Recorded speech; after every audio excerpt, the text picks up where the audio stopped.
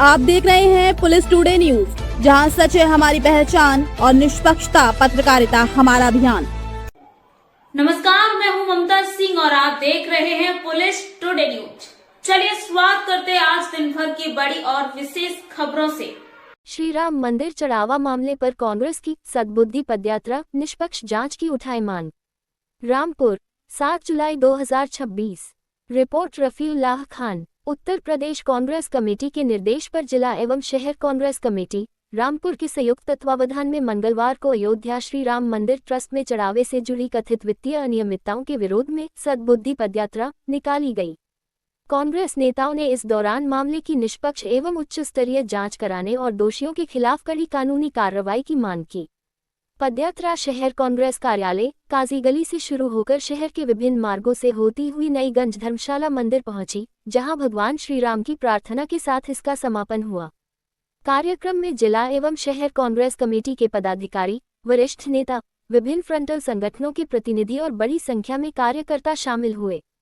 प्रदर्शन के दौरान कांग्रेस नेताओं ने आरोप लगाया कि सरकार इस पूरे मामले में हीला हवाली कर रही है, जिससे पूरे प्रकरण पर सवाल खड़े हो रहे हैं। उन्होंने कहा कि भगवान श्री राम के नाम पर श्रद्धालुओं द्वारा अर्पित चढ़ावे की पारदर्शिता सुनिश्चित करना सरकार की जिम्मेदारी है और इस मामले की निष्पक्ष जांच कर दोषियों पर कार्रवाई की जानी चाहिए। समापन अवसर पर शहर कांग्रेस कमेटी के अध्यक्ष बाकर अली खां और युवक कांग्रेस के प्रदेश उपाध्यक्ष अरसालान खां ने सभा को संबोधित करते हुए कांग्रेस का पक्ष रखा। कार्यक्रम में चित्रंजन श्रीवास्तव, रामगोपाल सैनी, शकील मंसूरी, रामगोपाल कटारिया, प्रेम रस्तोगी, सुशील पाल लोधी, राजेश लोधी, रामकिशोर, मोहम्मद जकी, मोइन, पठान शहवेज, आमिर, इमरान पाशा, भूरा सहित अनेक कांग्रेस पदाधिकारी एवं कार्यकर्ता मौजूद रहे। हमारे न्यूज़ चैनल में आपका बहुत बहुत स्वागत। आज आपने एक धरना प्रदर्शन किया है, क्या कहना चाहेंगे इस बारे में? उत्तर प्रदेश कांग्रेस कमेटी के प्रदेश व्यापी आह्वान पर आज उत्तर प्रदेश के तमाम ही ज़िलों में एक एहतजाज किया गया, इसलिए कि राम मंदिर ट्रस्ट में जो महाडकैती हुई है उसके विरोध में कि राम मंदिर ट्रस्ट जो बना ही इस उद्देश्य के साथ में था कि जब समय आएगा तो हम इससे अपार और अकूत संपत्ति अर्जित करेंगे और इसमें इसी तरह से विशाल डकैतियाँ जारी रखेंगे। मैं उत्तर प्रदेश कांग्रेस कमेटी के आह्वान पर आयोजित इस प्रदर्शन में शहर अध्यक्ष बाकर अली खां और अरसलान खां के साथ में शामिल हुआ। पुलिस ने बहुत आगे तक हमारे इस प्रदर्शन के इस जुलूस को, जो अपार जनसंख्या में था, आगे नहीं बढ़ने दिया। ये भी हुकूमत की आज की नीतियां हैं कि लोकतंत्र में अगर विपक्ष मर्यादित होकर संविधान के अनुरूप चलते हुए अपना प्रदर्शन या अपना एहतजाज दर्ज कराना चाहे तो हुकूमतें उसको भी रोक देती हैं। अच्छा, आप एक वकील हैं, अभी बम्बई हाई कोर्ट का एक लेटेस्ट फैसला आया है इसको विरोधी को लेकर। एक वहाँ के कोई लोकल पार्टी है, उसके लीडर थे, वो उसके खिलाफ गए थे, उन पे FIR हो गई थी, उसको लेकर क्या कहेंगे आप? वो मेरे संज्ञान में नहीं है। अच्छा, आप अभी आपके उत्तर प्रदेश में एक प्रभारी बनाए गए हैं, उनका कहना है कि हम जो है बहन कुमारी मायावती से गठबंधन करेंगे। देखिए, आज का कार्यक्रम प्रदेश व्यापी आह्वान पर इसलिए था कि श्री राम मंदिर ट्रस्ट ने जो ऐतिहासिक घोटाला किया है, जिस घोटाले ने महमूद गजनवी की उस 17 बार की लूट को भी पीछे छोड़ दिया है। यानी एक ट्रस्ट जो कि कानून के अंतर्गत बनाया गया होगा, जाहिर सी बात है, लेकिन उसका उद्देश्य, उसका ध्येय, उसका मकसद यही रहा होगा जो आज सामने आ रहा है। केवल उनका मकसद था देश के भोले भाले करोड़ों असंख्य हिंदुओं की श्रद्धा के द्वारा अर्जित किया गया या अर्पित किया हुआ वो धन जो कि राम मंदिर ट्रस्ट को दिया गया, वो आभूषण जो कि राम मंदिर ट्रस्ट को दिए गए, वो अकूत संपत्तियां जो राम मंदिर ट्रस्ट को दी गई, उसमें इतने पैमाने पर धांधली हुई है कि एशिया की, मैं मानता हूँ एशिया की सबसे बड़ी महाडकैती है। और इसके लिए सिर्फ ट्रस्ट जिम्मेदार नहीं है, इसके लिए उत्तर प्रदेश सरकार जिम्मेदार है। उत्तर प्रदेश सरकार ही नहीं, इसके लिए भारत की केंद्र सरकार जिम्मेदार है और नैतिकता के आधार पर इन तमाम सरकारों के प्रमुखों को अपने पदों से इस्तीफा दे देना चाहिए। और आज आम हिंदू जन समुदाय के सामने भी ये बात मैं रखना चाहता हूँ कि आप अपनी श्रद्धा के नाते, आप अपनी आस्था के नाते इन महाचोरों को जो ये दान दे रहे हैं वो इसका किस तरह से दुरुपयोग कर रहे हैं आप सबके सामने है। अच्छा, चंदा चोरी को लेकर उत्तर प्रदेश सरकार ने एक गाइडलाइन जारी करी है कि जो चंदा चोरी में गिरफ्तार हुए हैं उनका मुकदमा कोई वकील नहीं लड़ेगा। देखिए, ये तो सरकारों के एक ऐसे बहलाने वाले कोरे आश्वासन होते हैं। इन आश्वासनों पर अच्छा सुनिए, अगर कोई उनका मुकदमा नहीं भी लड़ेगा तो ये अरबों खरबों रुपए की चोरी हुई है, तो फिर इसके लिए जिम्मेदार कौन है?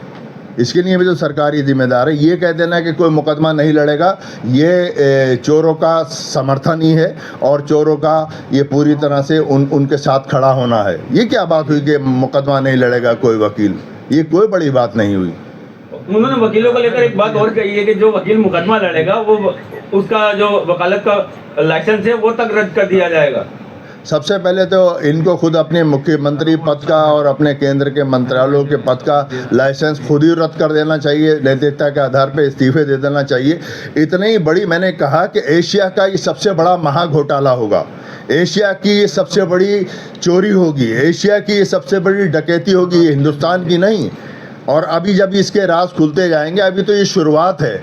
शुरुआत में जब उपलों में, कंडों में नोटों की गड्डियाँ मिल रही हैं, जिन लोगों के पास में कभी पैदल चलने के लिए भी पैसे नहीं हुआ करते थे कि वो रास्ते में 2 केले खरीद कर खा सकें, वो अरबों खरबों पति हो गए। तो अब उनके बारे में सोचिए, जो चंपत राय इसका मेन अध्यक्ष है, उसके पास कितनी अकूत संपत्ति होगी, उसके परिवार के पास कितनी संपत्ति होगी, कितनी दौलत होगी।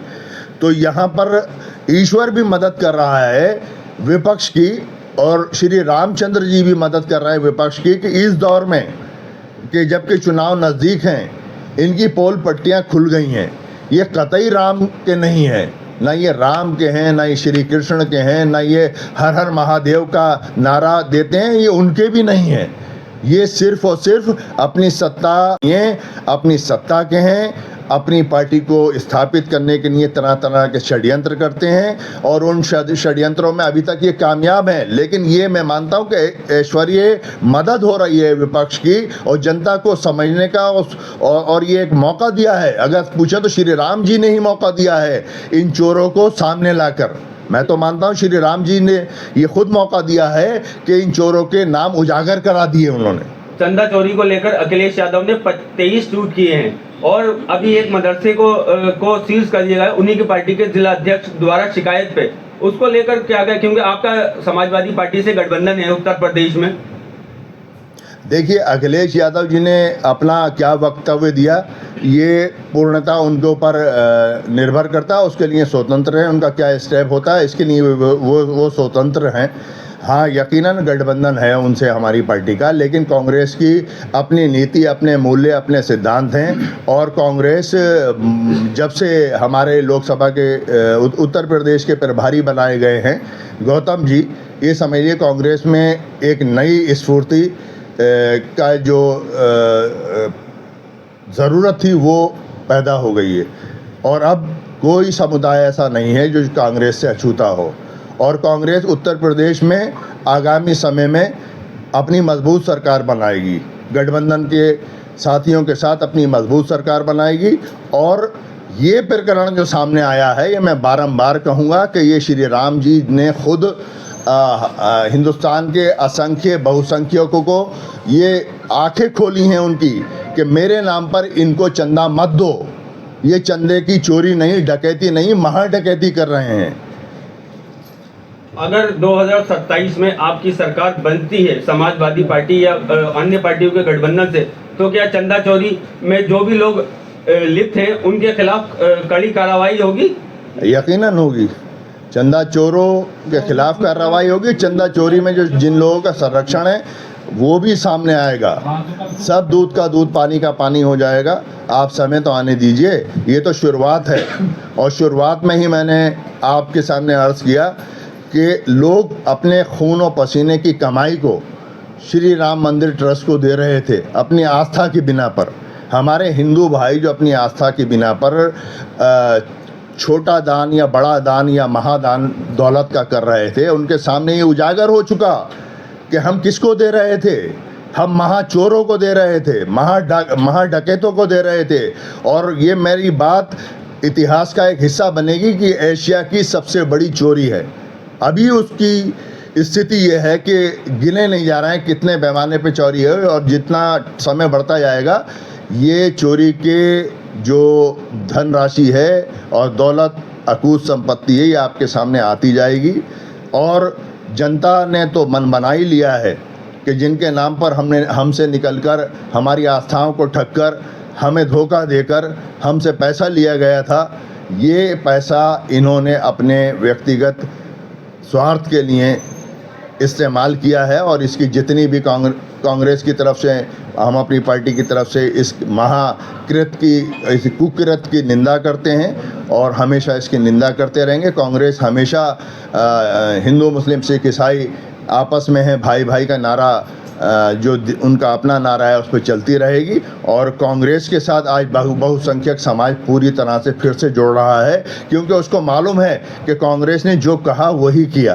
कांग्रेस ने देश को बनाने में, बचाने में, सजाने में, संवारने में, सजोने में अपना सर्वस्त्र निछावर कर दिया है। आज राहुल गांधी जी निकल पड़े हैं पूरे देश में, प्रियंका जी और सोनिया गांधी जी के मार्गदर्शन में देश में यकीनन बहुत बड़े परिवर्तन होने वाले हैं, जिसकी 2027 से शुरुआत आप सब लोग देखेंगे। आपके एक नेता हैं मध्य प्रदेश के दिग्विजय सिंह, उन्होंने कहा है कि मैं मध्य प्रदेश से लेकर अयोध्या तक एक यात्रा निकालूंगा। मध्य प्रदेश से अयोध्या तक की यात्रा के लिए दिग्विजय सिंह साहब ने जो कहा वो उनका व्यक्तिगत निर्णय है। इस पे पार्टी की ओर से अभी तक कुछ नहीं कहा गया, मैं भी कुछ नहीं कर सकता। अच्छा, 2027 में MIM से गठबंधन करेगी कांग्रेस पार्टी? कांग्रेस का हर उस पार्टी से गठबंधन होगा कि जो कि धर्मनिरपेक्ष है, जहां पर हिंदू मुस्लिम सिख ईसाई को एक साथ देखा जाता है। और कांग्रेस किसी ऐसे दल के साथ में शायद गठबंधन करने से परहेज करेगी कि जो लगभग बीजेपी की तरह से काम करते हो। अब कांग्रेस पार्टी हो, समाजवादी पार्टी हो, जितनी पार्टी हो, वही कहते हैं कि बी टीम है, मगर जितने लोग कांग्रेस पार्टी या समाजवादी छोड़ के जाते हैं वो सब बीजेपी में जाते हैं। उनकी पार्टी का कोई भी व्यक्ति बीजेपी में आज तक नहीं गया।